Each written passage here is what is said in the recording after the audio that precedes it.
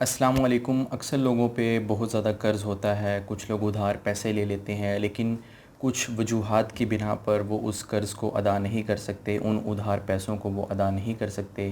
مالی حالات تنگ ہوتے ہیں، معاشی حالات تنگ ہوتے ہیں۔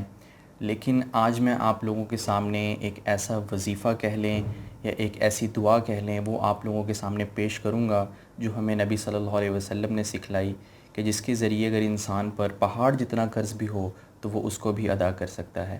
ویڈیو سٹارٹ کرنے سے پہلے میری آپ لوگوں سے ریکویسٹ ہے کہ اگر ویڈیو آپ کو اچھی لگے تو لائک ضرور کرنا، چینل کو ضرور سبسکرائب کرنا۔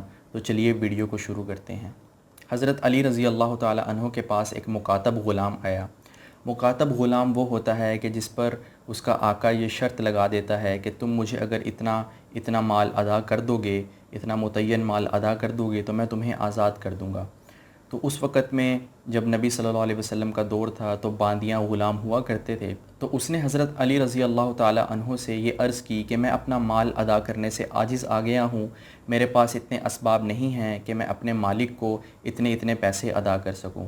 تو حضرت علی رضی اللہ تعالی عنہ نے اس سے فرمایا کہ میں تمہیں ایک دعا سکھلاتا ہوں جو مجھے نبی پاک صلی اللہ علیہ وسلم نے سکھلائی، اور فرمایا کہ اگر تم پر پہاڑ جتنا بھی قرض ہو تو اللہ سبحانہ و تعالی اسے ادا کریں گے۔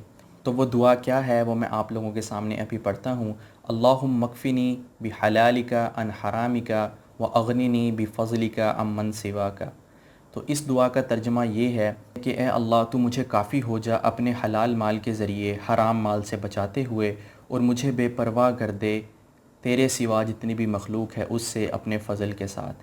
یعنی کہ انسان اس دعا میں اللہ تعالیٰ سے یہ عرض کرتا ہے کہ یا اللہ آپ مجھے حلال مال نصیب کیجئے، حرام مال سے بچائیے، اور اپنے فضل کے ساتھ مجھے غنی و مالدار بنا دیجئے تاکہ میں تیرے علاوہ لوگوں کا محتاج نہ رہوں۔ تو اس دعا کے ذریعے انشاءاللہ اگر آپ اس کو پڑھیں گے، روز کا معمول بنائیں گے، نمازوں کے بعد پڑھیں گے، تو اللہ پاک آپ کا جتنا بھی قرض ہوگا اسے ادا کر دیں گے۔ امید ہے ویڈیو آپ کو اچھی لگی ہوگی، لائک ضرور کیجیے گا، چینل کو سبسکرائب ضرور کیجیے گا۔ شکریہ۔